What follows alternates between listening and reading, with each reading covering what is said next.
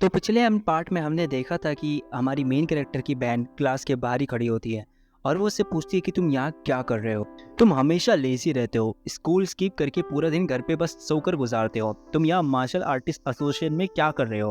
Of course मैं उसको नहीं बताता कि मेरा सोना असल में मेरी ट्रेनिंग है। तो मैंने झूठ बोला कि कुछ काम था और अभी वापस आ जाऊंगा। उस पर एक शॉर्ट हेड लड़की आई और बोला, हेलो भैया, एल मैं शिंग की क्लासमेट हूँ, मैं आपकी फ़ैन हूँ। आज हम यहाँ सिस्टर यांग वान के असेसमेंट के लिए आए हैं।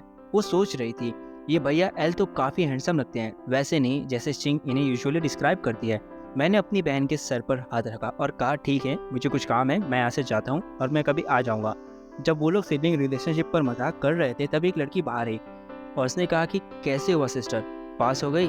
अरे मत पूछो, एक इंसिडेंट हो गया जिसकी वजह से असेसमेंट रुक गई। क्या? ऐसा कौन सा इंसिडेंट था जो मार्शल आर्टिस्ट असेसमेंट को रोक सकता है? वो इसलिए क्योंकि एक मॉन्स्टर आया था। उसका ब्लड और वाइटल एनर्जी वैल्यू 15.7 था और उसका कॉम्बैट पावर 15,000 तक था। ये कौन सा भाई है भाई? उसकी सिस्टर ने ऐसा पूछा। तो उसकी रिप्लाई में वो लुएन का नाम लेती है, जो कि हमारा मेन कैरेक्टर है। क्या? लुएन? क्या यही मेरा यूजर्स बड़े भाई है? तभी मैं घर लौट चुका था और जैसे ही वापस आया, पर्सनल इंफॉर्मेशन चेक की। वक्त के साथ सच में मेरा फ्यूचर चेंज हो गया है। एक 18 साल का लेवल 2 मार्शल आर्टिस्ट जो व्हाइट रिवर सिटी में सेंसेशन बन गया। मार्शल एसोसिएशन की रिकमेंडेशन के साथ ईस्ट कॉम प्रोविंस के टॉप 20 टैलेंट ट्रेनिंग क्रैप में शामिल हो गया। 5 साल बाद एक ऑफिसर बनकर रिटायर किया और शिंग मार्शल आर्ट्स की स्थापना की। अभी एक हफ्ते पहले तक मैं सिर्फ एक 37 साल का लेवल 4 मार्शल आर्टिस्ट था जो मर गया था। मेरा फ्यूचर सच में मेरी वजह से बदल चुका है। मगर लेवल 6 मार्शल आर्टिस्ट की पावर अब भी कमज़ोर है। फ्यूचर बदलने के लिए मुझे और ज़्यादा स्ट्रांग बनना पड़ेगा। सिर्फ मार्शल आर्टिस्ट की पीक को तोड़कर मैं अपना चांस बढ़ा सकता हूँ। दूसरी तरफ एसोसिएशन का प्रेसिडेंट टैलेंट ट्रेनिंग कैंप के करीब अब आने पर सोच रहा था। व्हाइट रिवर सिटी में मार्शल आर्टिस्ट हेरिटेज फैमिलीज या रिसोर्सेज नहीं है। इस वजह से प्रॉमिसिंग सीड्स दूसरी जगह चली जाती हैं। हमेशा टैलेंट को डिस्कवर करके कुछ बड़ा करने का सोचा था मैंने। तभी उसका असिस्टेंट फ्रैंकली दरवाजा खोलकर आया। प्रेसिडेंट, एग्जामिनर की एक बड़ी न्यूज़ लेकर आए हैं। असेसमेंट साइट पर एक 18 के कम उम्र का है और उसने लेवल 2 मार्शल आर्ट्स के साथ 15,000 कॉम्बैट पावर रखता है। ये सुन के प्रेसिडेंट बहुत ज़्यादा शॉक हो जाते हैं। इतने साल बाद, आखिरकार इतने साल बाद व्हाइट रिवर सिटी में इतना यंग लेवल 2 मार्शल आर्टिस्ट देखा है। और अगले ही पल वो भी स्टंट हो जाता है जब उसको पता चलता है इस यंग मैन ने अपने मार्शल आर्ट्स को परफेक्ट फॉर्म में परफॉर्म किया है। असिस्टेंट्स को समझ नहीं आया तो प्रेसिडेंट बोला, देखो, दुनिया में कम से कम 10 बच्चे हैं जो मार्शल आर्टिस्ट में परफेक्ट फॉर्म में है, मगर परफेक्ट फॉर्म के बावजूद 15.7 ब्लड और वाइटल एनर्जी वैल्यू से इतना पावर नहीं होना चाहिए। एक ही एक्सप्लेनेशन है, वो एक मॉन्स्ट्रस जीनियस है, हम उसे सिक्योर करना है होगा। ये सोचकर प्रेसिडेंट हंसने लगा। अब हमारे टैलेंट ट्रेनिंग कैंप को उम्मीद है। प्रेसिडेंट बोला, कार तैयार करो, मुझे खुद लुएन के घर जाना है। दूसरी तरफ एक मार्शल आर्टिस्ट जेम्स पर डिसिप्लिन ने शाउट किया, सिस्टर, मैंने उसका पता लगाया है, उसका नाम लुएन है और वो व्हाइट रिवर एकेडमी का स्टूडेंट है। उसका डैड एक मूवर है और माँ कैशियर। एक यंगर सिस्टर है और एक उसकी छोटी बहन भी है जो कि अभी स्कूल पढ़ती है। जाकर वैल्यूएबल गिफ्ट्स लो जो पेरेंट्स और एक यंगर के लिए ठीक हो। लेकिन मैं पूरी तरीके से अनजान था कि मेरे पास ये सब हो रहा है जब तक शिंगा चिल्ला के नहीं बोला, भाई कोई तुमसे मिलने आया है। बहुत ही वक्त बाद शिंगा ने मुझे भाई बुलाया। जैसे ही मैं नीचे गया मैंने देखा कि दो बड़े बड़े फिगर मार्शल एसोसिएशन के प्रेसिडेंट और red river martial art gym की बेटी मेरे घर पर आए हुए हैं। मुझे फील हुआ कि प्रेसिडेंट काफ़ी स्ट्रांग है। ज़रूर लेवल 6 मार्शल आर्टिस्ट की स्ट्रेंथ रखते हैं। कुछ फॉर्मेलिटीज़ के बाद प्रेसिडेंट ने सीधा पॉइंट पे आते हुए सर्टिफिकेट और चेक बाहर निकाले। अपनी ट्राउज़र के पॉकेट से निकाल के प्रेसिडेंट बोला, लुएन, व्हाइट रिवर सिटी की तरफ से मैं तुम्हें लेवल 2 का सर्टिफिकेट और 1 मिलियन का प्राइस प्रेजेंट करता हूँ। तुम्हारी स्ट्रेंथ लेवल 3 तक पहुँच गई है और तुम आगे से लेवल 3 मार्शल आर्टिस्ट के रेट पर अलाउंस मिलेगा। होली क्रैप, बुड्ढे आदमी, क्या तुम हमारे बेटे की बात कर रहे हो? क्या हम सपना देख रहे हैं? मेरे पेरेंट्स शॉक हो गए थे। थैंक यू प्रेसिडेंट, लेकिन मुझे लगता है कि आपको किसी और के काम के लिए मेरी मदद चाहिए, वरना सिर्फ एक लेवल 2 मार्शल आर्टिस्ट के अलाउंस के लिए आप खुद यहाँ नहीं आते। इस बात से प्रेसिडेंट बहुत ज़्यादा इम्प्रेस हो जाता है। लड़के के टेम्परेट में बहुत अच्छा है, इवेंट से बिल्कुल अनफेज्ड। तो मैं सीधा बोलता हूँ, हम चाहते हैं कि तुम व्हाइट रिवर सिटी को ईस्ट कॉम प्रोविंस के टैलेंट ट्रेनिंग कैंप में रिप्रेजेंट करो। ये सुन के पिंक हेड लड़की सरप्राइज हो गई। प्रेसिडेंट सिया, ये ठीक नहीं लगता। टैलेंट ट्रेनिंग कैंप में मार्शल आर्ट्स के प्रोडिजीज तो होते हैं, लेकिन वहाँ टैलेंट डिस्ट्रॉय भी हो सकता है। हमारे जिम के मोस्ट प्रॉमिसिंग सीनियर ब्रदर वहाँ से वापस आए थे तो वो वही रहे और क्राउड में खो गए। लुएन में लिमिटलेस पोटेंशियल है, उसके लिए ये रिस्क लेना ज़रूरी नहीं है। प्रेसिडेंट ने पिंक हेयर से आर्ग्यू नहीं किया और डिसीजन मुझे दे दिया। ये सच है, कि वो जगह जीनियस से भरी पड़ी है और बहुत ब्रूचल है, लेकिन मुझे लुआन पर भरोसा है कि वो सिर्फ यहीं तक नहीं रुकेगा। मैंने स्माइल किया और प्रेसिडेंट का रजिस्ट्रेशन फॉर्म पकड़ लिया। सोचने की ज़रूरत है क्या, मैं तो ऑब्वियसली चाह रहा हूँ। प्रेसिडेंट ने कहा, तो मैं अब चलता हूँ, कुछ दिनों में कोई तुम्हें लेने आएगा। फिर पिंक हेड लड़की ने अपने विजिट के पर्पस बताया। वो मुझे red river martial arts gym में ऑनरी डिसिप्लिन बनाने के लिए बुलाने आई थी। उसने कहा, तुम्हारी फ्रीडम लिमिट नहीं होगी, तुम्हारी फ्रीडम की कोई लिमिट नहीं होगी, सारे कोर्सेज फ्री होंगे और तुम मास्टर से पर्सनल इंस्ट्रक्शन भी ले सकोगे। हर महीने हेड इंस्ट्रक्टर के बेनिफिट्स भी मिलेंगे। लेकिन मैंने बिना सोचे मना कर दिया। मैं तुम्हारे जिम का डिसिप्लिन बनूं? तुम सोच क्या रही हो? मुझे पता है कि तुम्हारी हिडन स्कीम्स के बारे में। डिसिप्लिन बनने का तो सवाल ही नहीं उठता, लेकिन हॉनरी मेंबर बन सकता हूँ। पिंक हेयर ने कहा कि वो मुझे हॉनरी मेंबर बनाने के लिए 1 लाख रुपया पर मंथ की सैलरी देगी।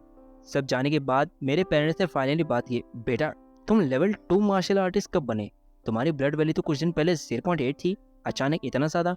ऑफ कोर्स मैंने उन्हें सपनों के बारे में नहीं बताया। मॉम, आपने बहुत हार्ड वर्क किया है, अब नाइट शिफ्ट लेने की कोई ज़रूरत नहीं है। डैड भी मैनुअल लेबर अब नहीं करेंगे, अब हमारे पास पैसा ही पैसा है। हॉल ऑफ बेनेवलेंस में मैडम अपनी उंगली से गुस्से में बाइट कर रही थी। डैम इट, वो बंदा कहाँ है? इतने दिन हो गए और मुझे उसका नाम भी नहीं पता। उसने कहा जितना ज़्यादा मैं उसके बनाए मेडिसिन का डेटा एनालाइज करती हूँ उतना ही वो टेरिफाइंग लगता है। उसका इफेक्ट बहुत पावरफुल है और साइड इफेक्ट बिल्कुल भी नहीं है। मैंने रिसेंटली लॉग हुए सभी फार्मासिस्ट का डेटा सर्च किया, लेकिन उस जीनियस फार्मासिस्ट का कोई इन्फो नहीं मिला। तब क्लर्क चिल्लाया, बॉस मैंने उसको ढूंढ लिया है, वो वाइट रिवर का एक जीनियस है। मैडम शॉक्ड हो गई। मुझे पता था कि वो यंग है, लेकिन वो माइनर होगा। मैं हिल्स में वेंडरिंग कर रहा था और नेचर को डीपली एक्सपीरियंस कर रहा था।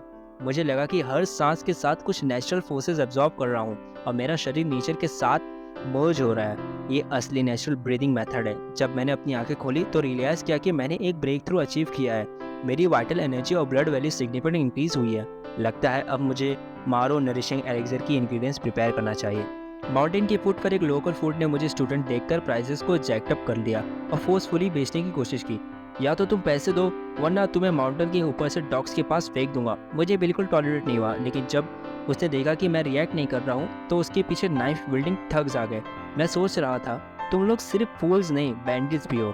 बैंडिट्स ने कहा, तुम हमें अंडरस्टिमेट कर रहे हो, हम सब लेवल 1 मार्शल आर्टिस्ट हैं, यहाँ कोई सर्विलेंस नहीं है, तो तुम जो अच्छा लगे वो करो और अपना पैसा और बिलोंगिंग्स यहाँ छोड़ दो। मैंने उन्हें इग्नोर करते हुए अपना हाथ एक पत्थर पर मार के उसको पाउडर में चेंज कर दिया, जो सिर्फ एक लेवल 3 मार्शल आर्टिस्ट अचीव कर सकते हैं। क्या आजकल के बच्चे इतने बैडएस हैं? बैंडिट्स तुरंत डैड बुला के मेरे आगे घुट्टों पर गिर गए। नेक्स्ट डे मैंने एसोसिएशन की कार लेके ईस्ट कॉम्प्रोमिस टैलेंट ट्रेनिंग कैंप पहुंचा। एंट्रेंस देखते ही लगा ये ट्रेनिंग कैंप कम और मिलिट्री बेस ज़्यादा लग रहा है। एंट्रेंस पे आने के लिए मार्शल आर्टिस्ट बैच पहनना जरूरी था, लेकिन मेरा बैच मेरी माँ ने फ्रेम करके रख दिया था, इसलिए मुझे एंट्रेंस पर रोक दिया गया। देखो, ये उस बॉटम फीडर सिटी से आया है। क्या उस शहर के लोग कल आए थे? उसके पास बैच भी नहीं लगता है बैकडोर से अंदर घुसा होगा। जब इंस्ट्रक्टर ने लिस्ट चेक किया और मेरा नाम स्पेशल रिकमेंडेशन के साथ देखा तो ये और भी सर्टिफाई हो गया। मैं बैकडोर से आया हूँ, हमें एग्जिट तक पहुंचना है अक्रॉस द कॉरिडोर। कामयाबी मिले तो आगे, फेल हुए तो घर वापस। ये सुन के नए रिक्रूट्स में डिससेटिस्फेक्शन हो गई, लेकिन जैसे ही इंस्ट्रक्शन का वॉइस खत्म हुआ जमीन हमारे नीचे से 2 टुकड़े में स्प्लिट हो गई और हम सब एक सीक्रेट पैसेज में गिर गए। मुझे समझ आ गया कि एग्जिट पहुंचना असल में यही ट्रायल है। मैंने अपने साइकिक पावर से स्कैन किया और देखा कि ये एक सिंपल पैसेज नहीं था, ये ट्रैप से भरा हुआ था। क्लियर सो सिटी के यंग मास्टर लेनो ने लीड किया और बोला, हम सब क्लियर सो सिटी को रिप्रेजेंट करते हैं, हमें साथ रहना चाहिए। एक्चुअली उनका प्लान मुझे वाइट रिवर सिटी को सपोज डूड को गुआना पिक बनाने का था। मैंने सोचा कि इन्हें डराऊं, लेकिन फिर डिसाइड किया कि इन स्कमबैग्स पर अपना टाइम वेस्ट नहीं करूं। अगर तुम्हें नहीं जाना तो साइड में हो जाओ। जंगली जानवर हमेशा अकेले चलता है, झुंड में तो सिर्फ भेड़ें चलते हैं। थोड़ी देर में कुछ बबल जैसा सब्सटेंस आया जो एक्चुअली मेडिकल पपेट्स थे। सब पैनिक करने लगे क्योंकि इन पपेट्स की पावर लेवल 1 मार्शल आर्टिस्ट से बहुत ज़्यादा थी। ट्रेनिंग कैंप में इतने पावरफुल पपेट्स डालने का क्या मतलब है? क्या हमें मारना चाहते हैं सब?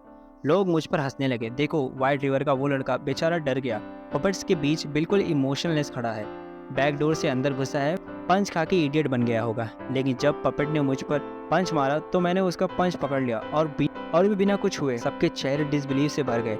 मैंने पपेट के हाथ ट्विस्ट किया और उसे उड़ा दिया, लेकिन मेरे एक्शन को देखकर सबने सोचा कि शायद ये पपेट खराब होगा।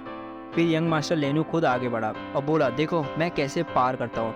लेकिन अगले ही पल एक पपेट ने उसके मुंह पर जोर से स्लैप दिया और उसके दीवार से दे मारा। ये लेवल 1 नहीं है, लेवल 2 मार्शल आर्टिस्ट के पपेट्स हैं, उसने वार्निंग दी। क्लियर सोच सिटी के लोग अब परेशान हो गए। एक लेवल 2 पपेटनी से निकलना तो बहुत इम्पॉसिबल होगा, लेकिन मुझे थोड़ा बोर लग रहा था। पपेट्स थोड़ी सी फोर्स से क्रम्बल हो रहे थे। दूसरी तरफ एक इंस्ट्रक्टर पजल स्क्रीन पर देख रहा था। ये क्या हो रहा है? ज़्यादातर पपेट्स रिस्पॉन्ड ही नहीं कर रहे हैं। क्या माल फंक्शन है? मैंने सारे बैरियर्स ब्रेक कर दिए और एंड ऑफ द कॉरिडोर में पहुंच गया जहां दरवाज़ा खुला। तुम यहाँ के गार्डियन हो, आओ मुझसे लड़ो। लेकिन वो बस एक एग्जामिनर था जो शौक में मुझे देख रहा था। दो चीफ इंस्ट्रक्टर अलग अलग एग्जामिनेशन एरियाज को ऑब्जर्व कर रहे थे, लेकिन वो इस बैच से थोड़े डिससेटिस्फाई लगे। सिर्फ 8 लोग अपने टैलेंट्स अवेकन कर पाए, जिसमें से 5 की स्ट्रेंथ बेस टैलेंट्स है, 2 स्पीड और डिफेंस टाइप है और एक साइकिक टाइप जो सबसे प्रॉमिसिंग है। लेकिन अगले मूवमेंट में चीफ इंस्ट्रक्टर ने देखा कि एग्जामिनर इंजर्ड है और बैकअप कॉल कर रहा है। मैंने एग्जामिनेशन हॉल का दरवाज़ा किक मारकर खोल दिया और एग्जामिनर को अनकॉन्शियस ड्रैग करते हुए अंदर ले आया। तुम क्लियर सोच सिटी के स्टूडेंट नहीं हो, तुम हो कौन? मैंने जवाब दिया, मैं लुएन हूँ, evergreen mountain village, white river city से। उन्हें मेरी बात पर हैरानी हुई और एक साइकिक प्रॉप मुझ पर किया, लेकिन मैं सेफ रहा। इसका डेटा लिस्ट में सीट प्लेयर जैसे नोट करो। मुझे फाइनली कैफेटेरिया में आने दिया गया, जो लेजेंडरी बीस्ट मील के लिए फेमस था। 10 और प्लेट्स लाओ। तब एक लड़की मेरे पास आई और बोला कि वो मेरे साथ बैठना चाहती है, लेकिन मैंने मना कर दिया कि कहीं वो मेरा खाना ना शेयर करने लगे। ये लड़की एक्चुअली युआन थी, वाइट रिवर सिटी से। यहाँ आई अकेली दूसरी इंसान। उसने बताया कि वाइट रिवर के स्टूडेंट यहाँ हर साल आते हैं, लेकिन असेसमेंट में पास नहीं कर पाते, तो इसका जिक्र ही नहीं होता। इस साल सिर्फ 3 लोगों को पॉइंट्स दिए गए हैं, वो भी सुपर जीनियसेस को, जिन्होंने टी एट्रीब्यूट्स अवेकन किया है। उसने मुझे बताया कि चौथा इंसान भी यहाँ है जो इनक्रेडिबली वायलेंट है और इंस्ट्रक्टर पर अटैक करने के लिए वो मशहूर है। मुझे पहले तो हैरत हुई, लेकिन फिर मुझे समझ आया कि ये मुझे डिस्क्राइब कर रही थी और मैं अपना रिंग स्पिट आउट कर दिया। उस वक्त एक लाइन में मेरी तरफ बढ़ी और उन्होंने बोला, लुएन, तुम 8 पपेट्स को डिस्ट्रॉय कर दिए हो। सो गाइज, ये थी हमारी पार्ट 3। अगर आपको इसकी नेक्स्ट पार्ट चाहिए तो मैं एम करता हूँ इस वीडियो पे 30 लाइक्स की। अगर 30 लाइक्स आएंगे तभी मैं इसका नेक्स्ट पार्ट बनाऊंगा, नहीं तो इसके बाद मैं दूसरे मांगा या मानवा या फिर एनिमे स्टार्ट कर दूंगा।